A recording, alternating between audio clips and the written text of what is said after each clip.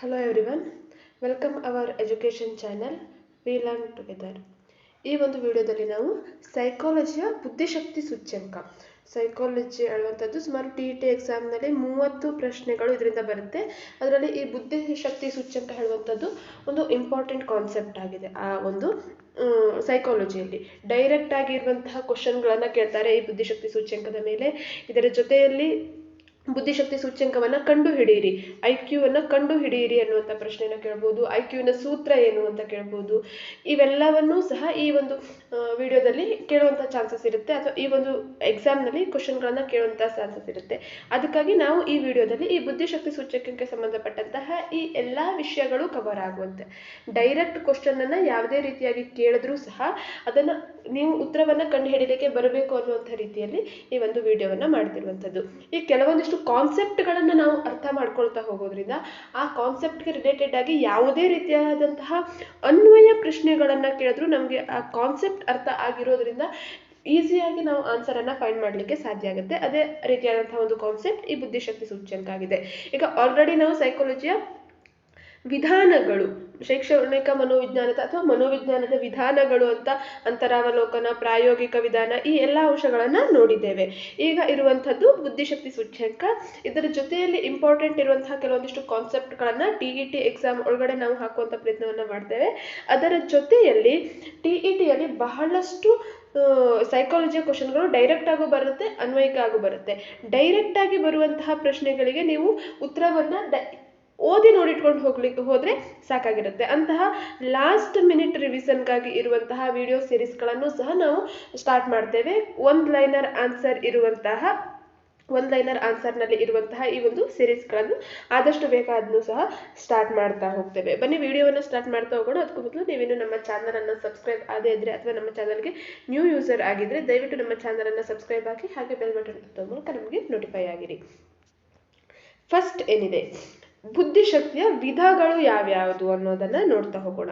ಬುದ್ಧಿಶಕ್ತಿಯನ್ನು ಥಾರಂಡೈಕ್ ಅವರು ಪ್ರಮುಖವಾಗಿ 3 ವಿಧಗಳಾಗಿ ವಿಂಗಡಿಸಿದ್ದಾರೆ. ಬುದ್ಧಿಶಕ್ತಿಯ ವಿಧಗಳನ್ನು ವಿಂಗಡಣೆಯನ್ನ ಮಾಡಿದವರು ಯಾರು ಅಂತ ಪ್ರಶ್ನೆಯನ್ನ ಬಹಳಷ್ಟು ಬಾರಿ ಕೇಳಿದ್ದಾರೆ, ಮುಂದೆ ಕೇಳಲು ಸಹ ಬಹುದು. ಥಾರಂಡೈಕ್ ಅವರು ಬುದ್ಧಿಶಕ್ತಿಯನ್ನ 3 ವಿಧವಾಗಿ ವಿಂಗಡಣೆಯನ್ನು ಮಾಡಿದ್ದಾರೆ. ಫಸ್ಟ್ ಒನ್ ಏನದರಲ್ಲಿ ಮೂರ್ತ ಬುದ್ಧಿಶಕ್ತಿ ಹೇಳುವಂಥದ್ದು. ಏನು ಮೂರ್ತ ಬುದ್ಧಿಶಕ್ತಿ ಅಂದರೆ ಸರಳ ವಸ್ತುವಿನ ನಡುವೆ ಸಂಬಂಧವನ್ನು ಕಲ್ಪಿಸುವುದು. ದೈನಂದಿನ ಜೀವನದ ಹಲವಾರು ಚಟುವಟಿಕೆಯಲ್ಲಿ ಇದು ಕಂಡುಬರುತ್ತೆ.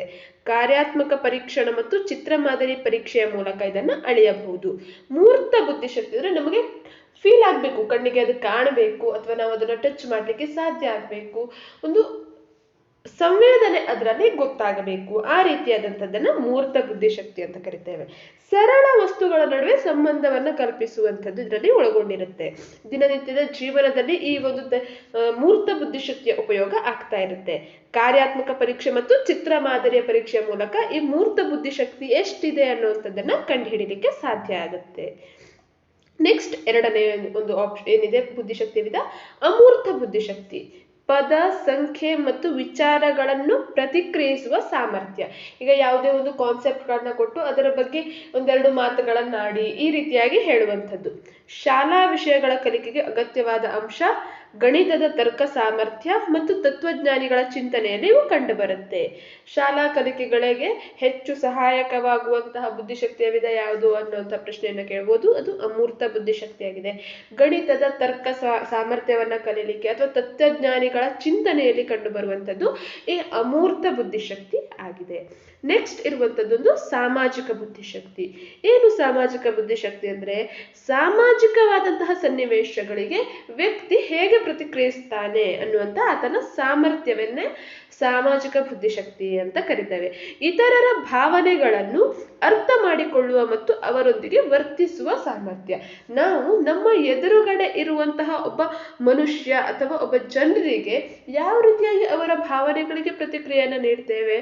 ಅವರು ದುಃಖದಿಂದ ಬಂದಿದ್ದಾಗ ನಾವು ಅವರೊಂದಿಗೆ ಖುಷಿಯಿಂದ ಮಾತಾಡಲಿಕ್ಕೆ ಸಾಧ್ಯ ಇದೆಯಾ?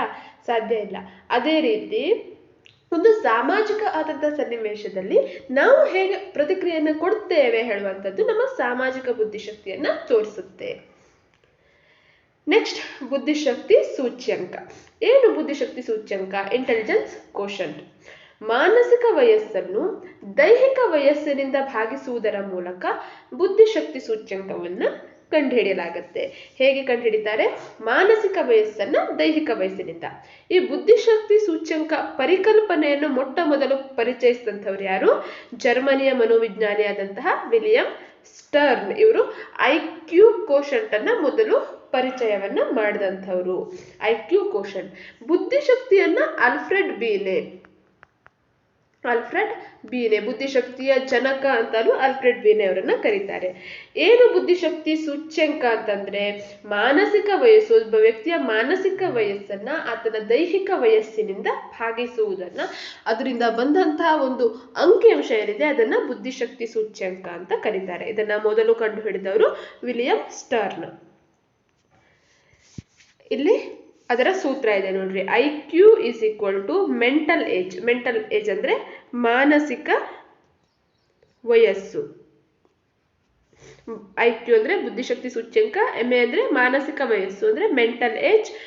ನೆಕ್ಸ್ಟ್ CA ಅಂದ್ರೆ ಕ್ರೋನೋಲಾಜಿಕಲ್ ಏಜ್ ಅಂದ್ರೆ ದೈಹಿಕ ವಯಸ್ಸು ಇಂಟು 100 ಅನ್ನ ಮಾಡಬೇಕಾಗತ್ತೆ. ಮಾನಸಿಕ ವಯಸ್ಸನ್ನ ಹೇಗೆ ಕಂಡುಹಿಡಿತಾರೆ? ಅವರ ಒಂದು ವಯಸ್ಸಿಗೆ ಅನುಗುಣವಾದಂತಹ ಕೆಲವೊಂದಿಷ್ಟು ಪ್ರಶ್ನೆಗಳನ್ನ ಕೇಳ್ತಾರೆ. ಆ ಎಲ್ಲಾ ಪ್ರಶ್ನೆಗಳಿಗೂ ಸರಿಯಾದ ಉತ್ತರವನ್ನ ಕೊಟ್ರೆ ಆತನ ದೈಹಿಕ ವಯಸ್ಸಿಗಿಂತ ಮೀರಿದಂತಹ ಕೆಲವೊಂದಿಷ್ಟು ಪ್ರಶ್ನೆಗಳನ್ನ ಕೇಳ್ತಾರೆ. ಅದಕ್ಕೂ ಆತ ಸರಿಯಾದಂತಹ ಉತ್ತರ ಕೊಟ್ಟ ಅಂದ್ರೆ ಆತನ ಮಾನಸಿಕ ವಯಸ್ಸು ದೈಹಿಕ ವಯಸ್ಸಿಗಿಂತ ಅಧಿಕವಾಗಿದೆ ಅಂತ ಅರ್ಥ. ಒಂದೊಮ್ಮೆ ಆತನ ದೈಹಿಕ ವಯಸ್ಸಿಗೆ ಅನುಗುಣವಾದಂತಹ ಪ್ರಶ್ನೆಗಳನ್ನ ಕೇಳಿದ್ದಕ್ಕೂ ಆತ ಸರಿಯಾಗಿ ಉತ್ತರವನ್ನ ಕೊಡಲಿಲ್ಲ ಅಂದ್ರೆ ಆ ಒಬ್ಬ ವಿದ್ಯಾರ್ಥಿಯ ಮಾನಸಿಕ ವಯಸ್ಸು ದೈಹಿಕ ವಯಸ್ಸಿಗಿಂತ ಕಡಿಮೆ ಇದೆ ಅನ್ನುವಂಥದ್ದು ಅರ್ಥ ಆಗುತ್ತೆ. ಇಲ್ಲಿ ಪ್ರಶ್ನೆಗಳನ್ನ ನೋಡ್ತಾ ಹೋದ್ರೆ ಬಿಡಿಸೋದು ಗೊತ್ತಾಗುತ್ತೆ. 10 ವರ್ಷ ದೈಹಿಕ ವಯಸ್ಸನ್ನು ಹೊಂದಿರುವಂತಹ ಒಂದು ಮಗುವಿನ ಮಾನಸಿಕ ವಯಸ್ಸು 12 ವರ್ಷಗಳಾಗಿದ್ದರೆ ಆ ಮಗುವಿನ ಬುದ್ಧಿಶಕ್ತಿ ಸೂಚ್ಯಂಕವನ್ನ ಕಂಡುಹಿಡಿಯಿರಿ. ಸೂತ್ರದ ಮೂಲಕ ನಾವು ಅಪ್ಲೈ ಮಾಡ್ತಾ ಹೋಗ್ಬೇಕು. ಆಗ ನಿಮ್ಗೆ ಈಸಿಯಾಗಿ ಉತ್ತರವನ್ನ ಕಂಡುಹಿಡಿಬಹುದು. IQ is equal to MA by CA into 100. MA ಏನು? ಮೆಂಟಲ್ ಏಜ್ ಅನ್ನ ಹೇಳುತ್ತೆ.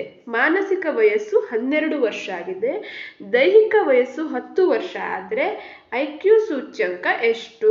10 1s 10 10s ಅಂದ್ರೆ 120. ಆ ಒಂದು ಮಗುವಿನ IQ ಎಷ್ಟಿದೆ? 120 ಇದೆ, ಸರಾಸರಿಗಿಂತ ಅಧಿಕ ಆಗಿದೆ ಅಂತ ಹೇಳ್ಬೋದು.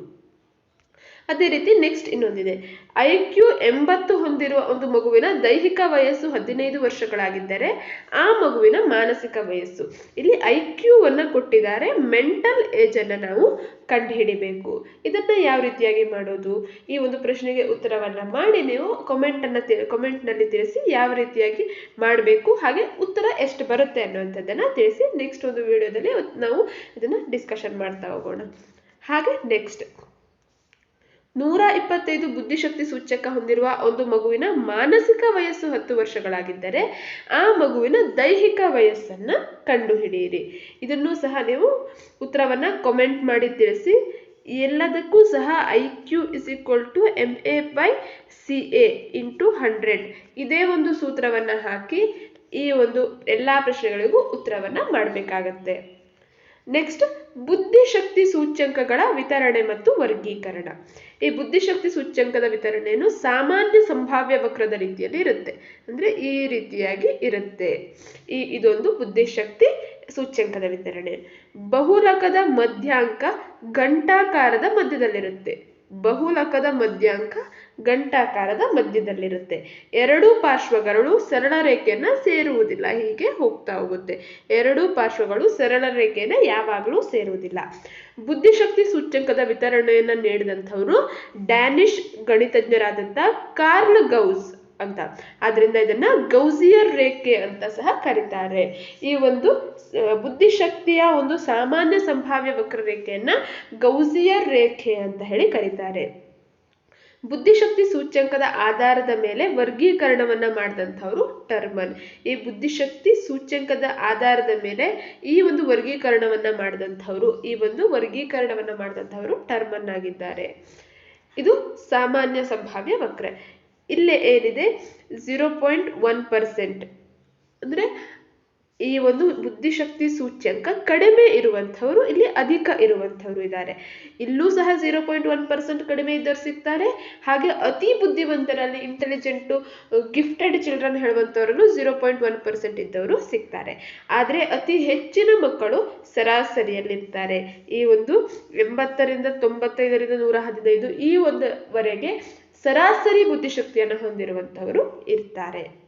ಇದು ಸಾಮಾನ್ಯ ಸಂಭಾವ್ಯ ವಕ್ರ ಗಂಟಾಕಾರದಲ್ಲಿರುತ್ತೆ. ಎರಡೂ ಪಾರ್ಶ್ವಗಳು ಸಹ ಸರಳ ರೇಖೆಯನ್ನು ಸೇರಿಸೋದಿಲ್ಲ. ಬಹುಲಕ ಮಧ್ಯಾಂಕಗಳು ಗಂಟಾಕಾರದ ಮಧ್ಯದಲ್ಲಿ ಇರುತ್ತೆ. ನೆಕ್ಸ್ಟ್ ಏನು ವರ್ಗೀಕರಣವನ್ನ ಮಾಡಿದ್ದು, ಬುದ್ಧಿಶಕ್ತಿ ಸೂಚ್ಯಂಕದ ಆಧಾರದ ಮೇಲೆ ವರ್ಗೀಕರಣವನ್ನ ಮಾಡಿದ್ದು ಟರ್ಮನ್ ಅಂತ ನಾವು ನೋಡಿದ್ವಿ. ವರ್ಗೀಕರಣವನ್ನ ನೋಡೋಣ. 140 ಅಥವಾ ಅದಕ್ಕಿಂತ ಹೆಚ್ಚಿದ್ರೆ ಅವರನ್ನ ಜೀನಿಯಸ್ ಅಂತ ಹೇಳಿ ಕರೀತಾರೆ. ಹೋಲ್ ಪಾಪ್ಯುಲೇಷನ್ ನಲ್ಲಿ 2.2% ಇರಬಹುದು ಅಂತ ಹೇಳ್ತಾರೆ. 120ರಿಂದ 140 ವೆರಿ ಸುಪೀರಿಯರ್ ಪ್ರತಿಭಾವಂತರು. ಹಾಗೆ 110ರಿಂದ 120 ಸುಪೀರಿಯರ್. ಹಾಗೆ 90ರಿಂದ 110 ನಾರ್ಮಲ್ ಅಥವಾ ಎವರೇಜ್ ಸರಾಸರಿ ಬುದ್ಧಿಶಕ್ತಿ ಅಥವಾ ಬುದ್ಧಿಶಕ್ತಿ ಸೂಚ್ಯಂಕವನ್ನು ಹೊಂದಿರುವಂತಹವರು ಎಲ್ಲಿ ಕಂಡು ಬರುತ್ತಾರೆ ಅಂದ್ರೆ 90ರಿಂದ 110. ಇಲ್ಲಿ ಇಂಪಾರ್ಟೆಂಟ್ಗಳು ಯಾವ್ಯಾವುದು, 140ಕ್ಕಿಂತ ಅಧಿಕ ಜೀನಿಯಸ್, ಹಾಗೆ 90ರಿಂದ 110 ಸರಾಸರಿ, 80ರಿಂದ 90 ಡಲ್ನೆಸ್ ಸರಾಸರಿಗಿಂತ ಕಡಿಮೆ ಇರುವಂಥವರು, 70ರಿಂದ 80 ಬಾರ್ಡರ್ ಲೈನ್ ಗಡಿಯಲ್ಲಿ ಇರುವಂಥವರು, ಬಿಲೋ 70ಯನ್ನು ನಾವು ಬೇರೆ ಬೇರೆ ರೀತಿಯಲ್ಲಿ ಹಿಂದುಳಿದಂಥವರು ಅಂತ ಕರಿತೇವೆ. 140ಕ್ಕಿಂತ ಅಧಿಕ ಅಂದ್ರೆ ಜೀನಿಯಸ್ಸು, 120ರಿಂದ 140 ವೆರಿ ಸುಪೀರಿಯರ್, ಹಾಗೆ 110ರಿಂದ 120 ಸುಪೀರಿಯರ್ ಇರ್ತಾರೆ, 90ರಿಂದ 110 ಎವರೇಜ್, 80ರಿಂದ 90 ಡಲ್ನೆಸ್, 70ರಿಂದ 80 ಬಾರ್ಡರ್ ಲೈನ್ ಡಿಫಿಷಿಯನ್ಸಿ. ಇವಿಷ್ಟನ್ನ ನೆನ್ಪಿಟ್ಕೊಳ್ಬೇಕಾಗತ್ತೆ. ಬಹಳಷ್ಟು ಇಂಪಾರ್ಟೆಂಟ್ ಇರುವಂಥದ್ದು